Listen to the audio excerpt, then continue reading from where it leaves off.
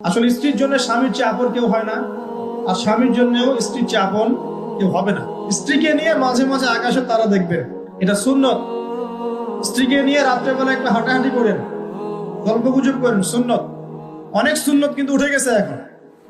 মাঝে মাঝে খেতে বসবেন, একটা প্লেটে খায়েন, একটা প্লেট, বড় প্লেট, এক প্লেটে খাওয়ার অভ্যাস করেন।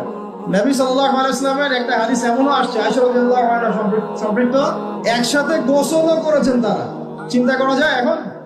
একসাথে গোসলও করেছেন। আয়েশা রাদিয়াল্লাহু আনহা বলতেন যে আমার হাতের সাথে নবী সাল্লাল্লাহু আলাইহি ওয়াসাল্লামের হাত টাচ লাগতেছিল পানি নেওয়ার সময়। আমরা কারাকারি করতেছি পানি নেওয়ার সময়, কে আগে পানি নিবে। ইসলাম এর মধ্যে সবকিছু সমাধান নাই। ইসলাম এমন একটা religion, complete code of life, যেখানে প্রতিটা বিষয়ের হেদায়েত আছে। এমনকি পরিবারের এই ছোট ছোট বিষয়গুলো, স্ত্রীকে মাঝে মাঝে হাতে খাইয়ে দিবেন, সুন্নত, নেকি পাবেন। সবচেয়ে উত্তম খরচ সেটা, যেটা আপনি আপনার পরিবারের